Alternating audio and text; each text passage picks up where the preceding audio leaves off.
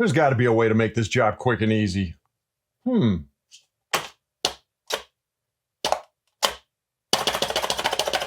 well, so much for that idea.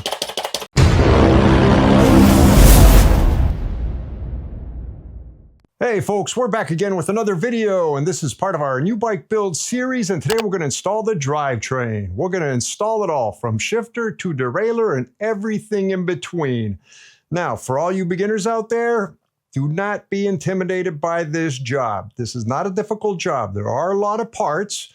There are no real custom tools. There's just a few details that we need to pay attention to, and I'll do my best in this video to make it as easy as possible to follow, all right? So with that being said, let's get into the tools and parts needed for this job. As far as components over here, I have a Raceface crank. Now, I've been using Raceface Next SL cranks for a long time. I got multiple of those, and I've never used the Era. This is going to be a first, and the one thing I'm looking forward to is 165. I've been riding 170 for a long time. I've always wanted a 165, and now I have a 165. I'm so curious to see how it's going to feel overall. Something tells me it's going to be great. Along with that, I got their Era chainring. This is the one that's carbon on the inside and steel on the outside. And the reason I spent the extra money for this one is, well, I'm hoping that it actually pans out. This is steel, so I do go through chain rings, and I'm hoping this chain ring will last a lot longer with it being steel on the outside as opposed to aluminum. So we'll find out how that goes over time. Shifter, Shimano XTR M9100. I'm going to ride it as an 11-speed. I am going to take advantage of the I-Spec EV since I have a 9100 brake. So we are going to change the top part of this shifter and put this one in. M9000 derailleur hanger, 11-speed again. Chain. Actually, before we go into the chain, this is on OptiSlick. No, not an OptiSlick. This is a polymer-coated cable. I can't believe how stupid expensive these things have gotten. I highly recommend you don't spend the money on these and just get these over here, the OptiSlicks. These things used to be like 10 bucks way back when. You could find them just about anywhere. Now you can't get them for less than 20 bucks, if not more than that, right? These OptiSlicks, you look around now, you can get these for about, $8 to 10 bucks, somewhere in there if you look around, and they work just as good. You're not going to notice the difference between these two. I'm just using this because I just want to get rid of them. Chain. These 901s to me are just the most amazing chains. They are basically indestructible. Now I wear them, yes, but I've only broken one off multiple bikes over the last 10 plus years. So I'm amazed how solid they are. Now, I take care of my chains. I clean them very regularly so they can last as long as possible. And the one thing you have to be careful for, though, is counterfeits. There's a lot of counterfeits out there, guys. The giveaway, the right off the bat giveaway, is if it has solid pinholes over here. If these holes are solid metal inside, that's a fake, right? So true XTRs, or at least 901s, have hollow pins. The other one to look for is this symbol over here, right? If it doesn't look exactly like this, then then it's probably fake, right? So take a look at this. This is a real one to give you an idea. Again, look at the front, look at the back, and it will give you an idea what a real package should look like. Again, they should have hollow pins. If it's a solid pin, don't even think about it. It is a fake it's a fake 901 chain. We are going to be putting in a chain guide. I love this chain guide. It really helps me. All my bikes have them, and this one will have them too. And we're going to be installing a shifter housing cable on this job. All right, so next let's get into the tools needed for the job. Considering the amount of parts that we're installing, there's not that many tools needed. Let's go over them in the order that I think I'm going to install them by. We're going to install the derailleur first. For that, we are going to need a 5mm Allen to torque it down. Now, I have a Shimano shifter that has a clamp for the handlebar. I'm going to be changing that out for an EV connector. So I'm going to be needing for sure a 2mm, 2.5mm, and a 4mm Allen. If you're not going to be changing that and only using the clamp, all you need is a 4mm Allen. Now, I'm going to need a 3mm Allen in order to attach the shifter to the I-Spec adapter, or the I-Spec EV adapter. And then I'll be done there. We're going to install the cable housing, really. And for the cable housing, we are going to need a cable cutter of some type. And what comes in handy is a pick to make sure that the hole is nice and, well, round after we cut it, right? So to install the shifter cable, we're going to need a Phillips of all heads in order to remove a plug that the shifter cable goes into on the shifter side. Now, when we install the shifter cable, this is optional. There's cable grease. Again, optional, you don't have to do that. Then we're going to move to the crank. As for the crank, we're going to have to attach the chain ring to the drive side crank arm. For that, we are going to need a bottom bracket tool. So from there, we're just going to install everything, and then we tighten it all down with a 8mm Allen is what we need to torque it all down. Also, we're going to be needing some grease for the crankshaft, not all that much. And at the end, we're going to need that 3mm in order to, well, adjust the crankshaft so it doesn't shift side to side. That's pretty much all the tools, guys. If there's anything I'm missing, we'll go over it when we get to it, all right? Let's get started with the job. So we're going to start off with installing the derailleur. Now, we need to verify that the derailleur hanger is correctly torqued. This is a UDH, which I think is one of the best things to happen to mountain biking in a long time. It is reversed thread, so we have to go counterclockwise or turn counterclockwise in order to torque it down to 25 Newton meters. Just because this comes installed from the manufacturer, do not assume it's correctly torqued. So I'm going to take my torque wrench. Well, I'm going to turn it on first. I'm going to put it in between all this equipment. 8mm, by the way. There we go. All right, and we are, see, it's spinning. So it was at around 18 from the manufacturer, and I just took it to 25.1. I ultimately did turn it, so it was not correctly torqued from the manufacturer. So before we install the derailleur, if you look at the hanger, there is a notch over here. Now the derailleur has a swing arm, which will attach to the hanger, and on the inside there's a notch as well. This notch on the derailleur hanger or on the derailleur needs to be above the notch on the hanger. Right now, this bolt is fixed, so we can't move it. So what we need to do as we screw it in is just make sure that this notch is sitting above that notch there. So we're going to grab a 5mm Allen, screw it in by hand first, always by hand. Come on, there we go. Screw it in by hand. Okay, now we grab our torque wrench, and I'm going to set it to 10 Newton meters. Some specs call for 8, I do 10. 10.02.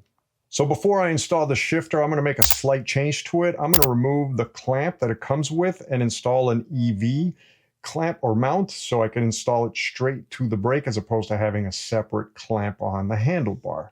So to do that, we are going to need this kit over here, okay? Now, for starters, we're going to need to remove one 4mm bolt here, two 2mm bolts here, and one 2.5mm bolt, right? So I'm going to start with 4mm. Not that I think it makes a difference, but so we're going to take this guy, we're going to unscrew him, and we're going to put him on the side. Then we'll take the 2mm, go underneath. One over here on this side. I have a 2.5mm. I got 2.5mm. Oh well. And we'll start with the 2.5mm.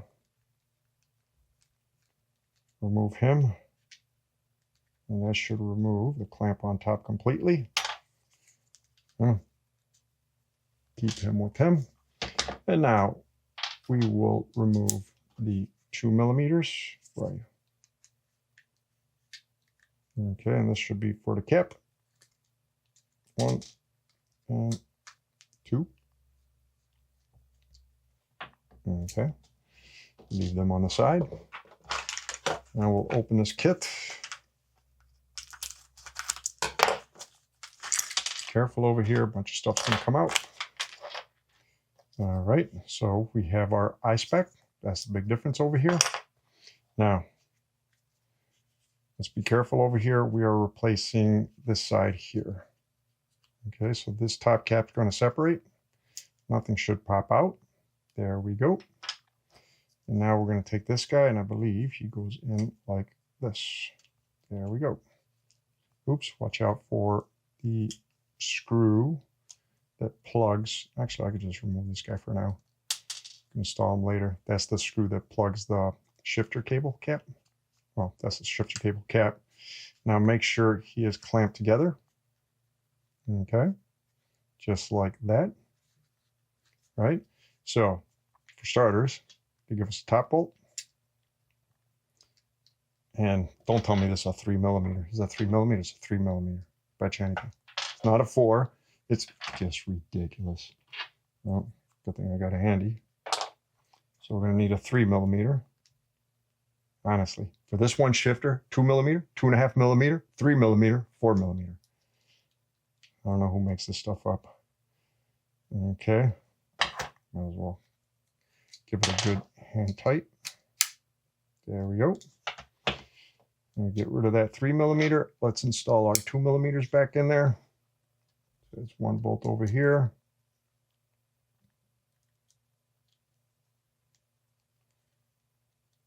Okay, make sure you don't strip them going in. It's plastic. Don't over tighten it because you could strip it. And we got the other one opposite from him.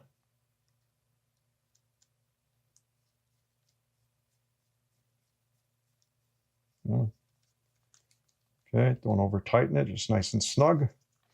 And then we have our 2.5mm. Oops.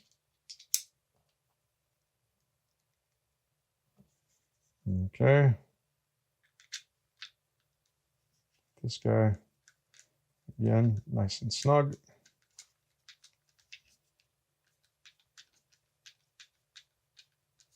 Don't over tighten them.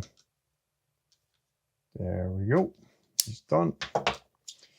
Now, again, that was our screw, although this is a Phillips, right? My God, guys, honestly. So, see if I can do it by hand for now. We're going to need them unscrewed anyway, but there we go. I got it by hand. All right. And that is basically it for now. We're ready to install them onto the brake. So the way this works is we want to install the shifter to the clamp on the brake, and we need to install this adapter. In order to install the adapter, we have to remove the clamp. Okay, well, we have to open up the clamp. So we're going to take a 4mm, unscrew it all the way. Now, you guys aren't going to be able to see this, so I'm probably going to have to remove this for now. Usually you wouldn't have to do that, but ultimately, so you guys could see it, on the inside over here, we have an arrow. We press the pin above the arrow, and that opens up the clamp. Now we could install our adapter. Now this adapter is directional, okay? So we want the square part facing the reservoir when we put it in. We do not want it the other way. All right, just like that. Now we could put it back onto the handlebar. Close it all up. Grab our 4mm again. Tighten it down. So now we have our shifter, and the shifter has a 3mm Allen, and that goes into, hopefully you can see that well, and that goes into the adapter. Could you guys see that at all? Maybe you can't. Maybe if I do it like that. And basically, we're just screwing it in. You'll get it. You'll see it. It's not all that hard. And we take them, we screw them in. Fine. Now, I'm not going to put him in a final position, but ultimately he gets tighter and tighter. Now, basically, I got a lot of friction. So over time, I could figure out where I like them, and then I could tie them down or tighten them down for good. All right, and that's how we install an I-Spec EV shifter to an I-Spec EV brake. Next, we're going to install the shifter cable housing into the frame. So you have to know what type of frame you have. So this frame has tubes on the inside that connect the hole. So if I put a cable in this hole over here, it'll automatically come out the hole on the other side. Other frames, there's a hole in the frame, but this is all hollow, and you're going to have to find the cable and bring it out the other side. That could be a challenge. We're not going to go over ways to simplify that in this video, but maybe in a future video, all right? So this is the non-drive side of the frame that you're looking at. This is the shifter on the drive side of the frame. The cable has to go around the housing over here. I just turned the bike around so you could see a little bit easier for now, right? So I'm going to take the cable, and I'm just going to put it into this hole. I'm going to fish it through just like that. So I keep on feeding it,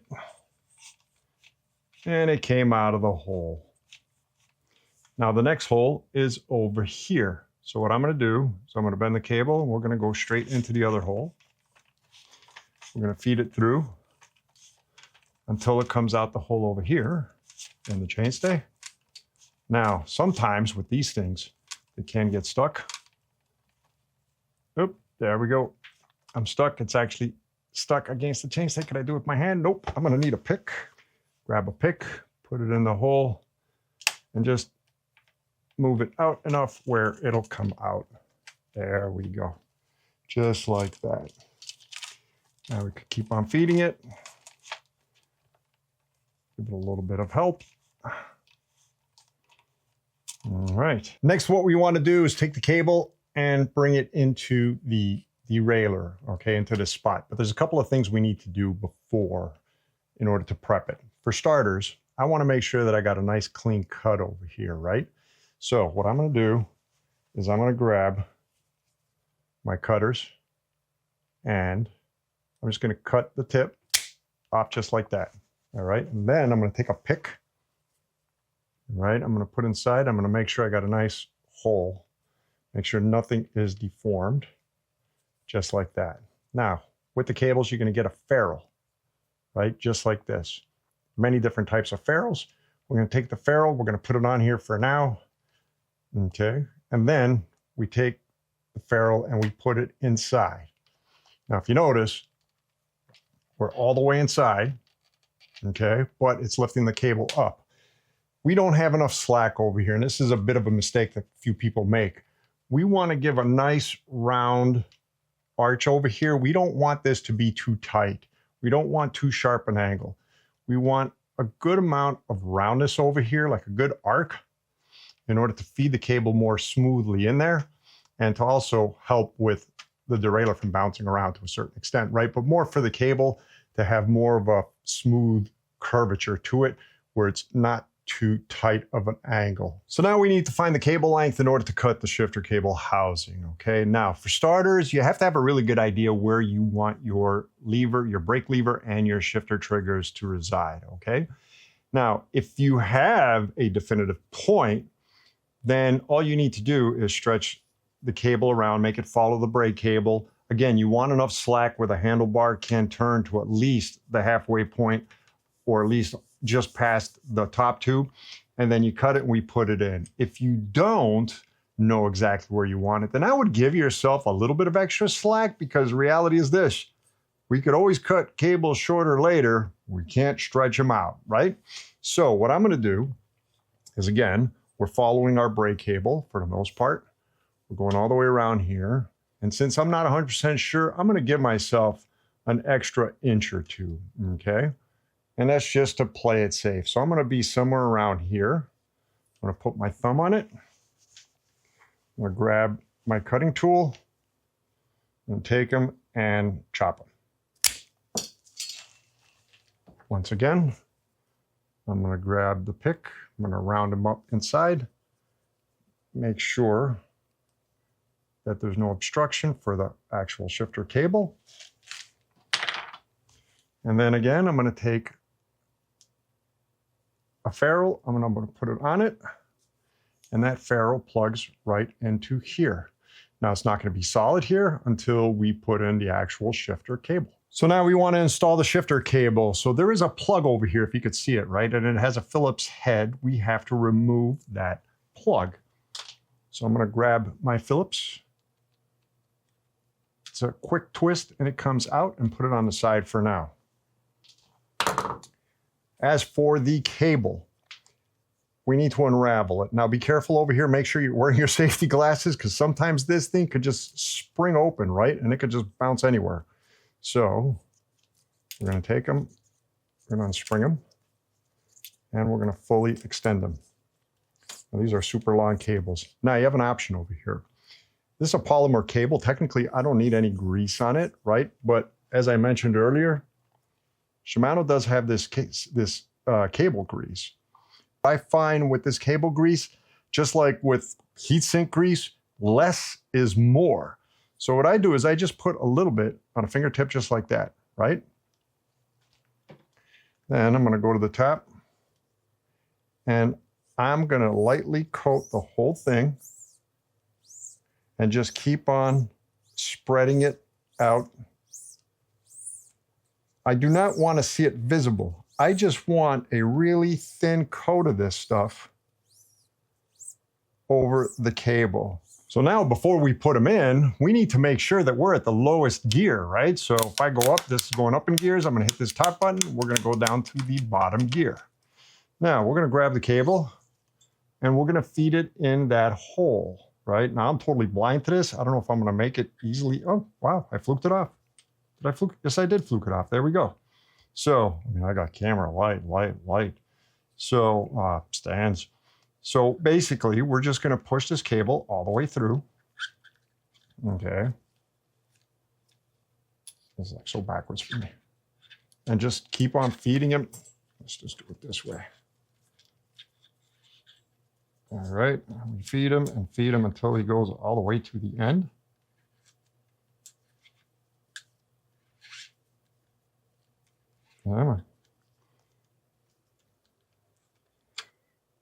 Now, what can't, oh man, am I not in frame?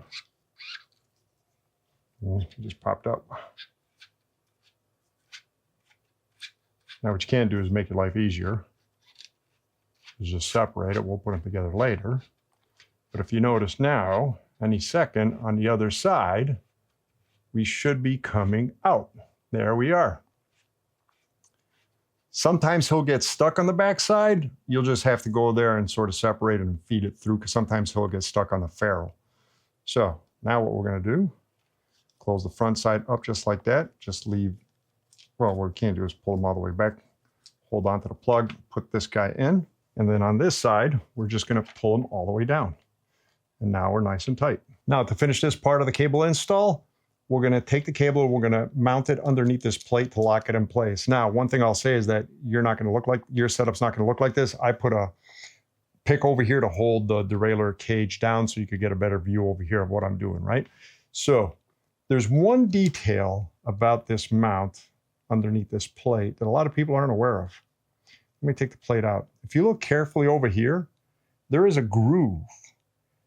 We need that cable to sit inside that groove in order to have a truly secure connection. So we need to make sure that we do that.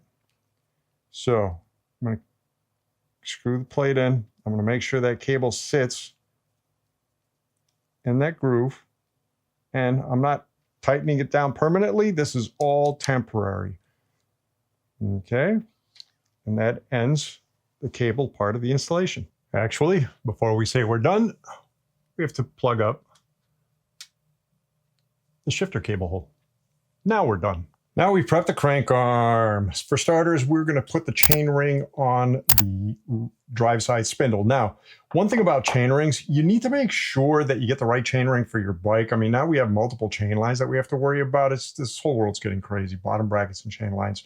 So the Ripley V4S has a 55 millimeter chain line as opposed to my older Ripleys, which had a 52 millimeter chain line. So if you notice, this chain ring is even down the middle, essentially. So it's got zero offset, where other chain rings will sort of have a cup, so they'll have a 3-degree offset, essentially. So in this case, to get a 55 millimeter chain line, well, I'll get into the spindle widths. I need a zero offset chain ring in order to get it done for this particular bike, okay? So first let's put this on before we start talking about more. So we grab the drive side crank arm, and there's going to be a ring on it that we need to take off, right? Now this chain ring is directional. So I could put it on this way, but if you notice, I can't put it on that way, right? So it's absolutely directional. So the only thing we need to worry about is how do we want it to look? So we have a Raceface logo over here. Let's say I want the logo to be even with the, oops, wrong way. I want the logo to be even with the arm when it's perpendicular to the ground. Or parallel to the ground, sorry, right? So just like that. Oops, I had it. And this is a choice thing. If you guys don't care, you could install it any which way you want. All right, so then we're going to take the ring, grab the tool. So we need a bottom bracket installation tool for this, right? So we're just going to take it, spin it in there. Be careful. Make sure you don't strip it. Go backwards. Make sure you get the teeth. It's not going in. All right. There we go. Nope. Come on. Why you give me a hard time, man? Should already be in by now. There we go. Okay. And then we need to torque it down. Move this guy out of the way because this is going to require, if we look on the ring itself, it says 40 Newton meters. So already preset because I pretty much knew that. So let's see if we could do this by hand on the table. 1, 2, 3. There we go. 40.5 Newton meters. We are set. Take this guy, put him on the side. Now, where are you? The non-drive side. So the non-drive side crank arm has a tensioner over here. The first thing we want to do is loosen it, just to make sure we're able to access it. 3 millimeter Allen. The whole idea is to be able to spin it because we're going to use this to adjust tension later. But one thing to notice is that they provide, Raceface over here provided one, I'm assuming there's another one in the bag, but if I spin that out and then I spin this all the way in again, spacer. So this is a 1 millimeter spacer. Okay.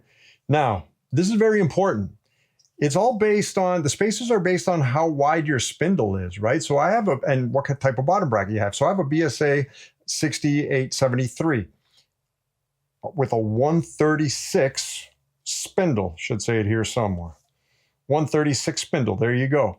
So for a BSA 136 spindle, I am going to need a 1 millimeter spacer on one side and a 1 millimeter spacer on the other side. So all I need is these spacers. So there's one of them. I bet you the other one. Oh, that's got to be it. Yep. The other one's in the bag over here. That came with cranks. The boots we will install at a later time. Okay, so that's the other one that's going to go on this side after I push this through the bottom bracket. Now, one thing you absolutely need is your dust shields or your dust covers for your bottom bracket, okay? So these are the dust covers. So usually the silver will face inside or the stepped side will face the actual bearings, okay? So I'm going to put this on. Now, I don't put grease on my dust covers right away. What I do is take grease and I'll put it on the spindle. Okay, and I'm not going to put a lot of it, guys. This is aluminum for starters, so it's not going to oxidize considering it's, well, it'll oxidize a bit, but it's not going to rust. And the reason I'm just going to put a little bit of grease and I don't put it directly on the dust cover on the inside, because we do want a little bit of grease to help protect the bearing for water ingress, right? Because when I push this in to the bottom bracket, a lot of this grease is going to collect and butt up right against that shield, which is exactly where I want it. All right. So that's set. Well, we're set. Let's put this thing on the bike. Okay. First, we're going to put in the non-drive side spindle, and we're literally just going to take it and insert it all the way through just like that. All right. Now, what we're going to do is we're going to take a little bit of grease. And we're going to put it, ooh, that was too much grease. Well, we'll put some on the splines anyway. We're going to have to put some on the splines in order to help with potential creaks. But we're going to put some on the flat spot as well. Well, I'm going to want to put a little bit more on the flat spot, because the next thing that's going to go on is going to be the dust wiper. And the dust wiper is going to collect a lot of that grease, and it'll just sit on the backside of the wiper where we want it. Okay. So then we're going to grab that other 1 millimeter spacer. We're going to put that in. Next, we're going to install the drive side crank arm. So we already put grease on the splines, right?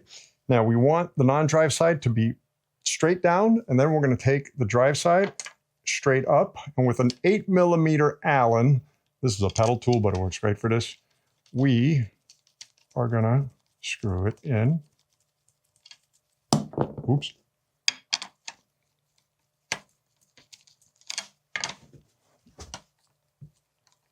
Okay, nearly there. Then, to help us tighten it for now, grab it from the chainstay, turn it till it gets hard, and then we're going to torque it. Now, they say up to 50 Newton meters. I do 45 Newton meters. I've been doing that for years, and I find it works the best. So, I'm going to take it. 45.9 Newton meters. So next we need to set the tension. So we're looking at the non-drive side, and we have the dial to set the tension over here. We have a real good spin. Problem is, we get side-to-side movement and we need to get rid of that. That's what the dial does, all right? So the way we are going to do that is we're going to turn this dial clockwise until we get no side-to-side play. Just like that. Okay, nearly gone. Okay, I can't feel anything over here, but now we need to fine-tune. To fine-tune it, it's going to be a balance between making sure we have no play back side to side, but the most amount of spin, right? We want the least amount of friction. So I'm going to loosen it up. I don't know why I just pulled that. I'm going to loosen it up a bit, turning it counterclockwise. I still feel no play, so I'm going to loosen up just a little bit more. Now we're talking about millimeters, guys. Like 2 millimeters actually makes a big difference here. Okay, I get no play there. Hold the frame and just push the crank back and forth. Got no play there. We got great spin and I got no play. Go a little bit more.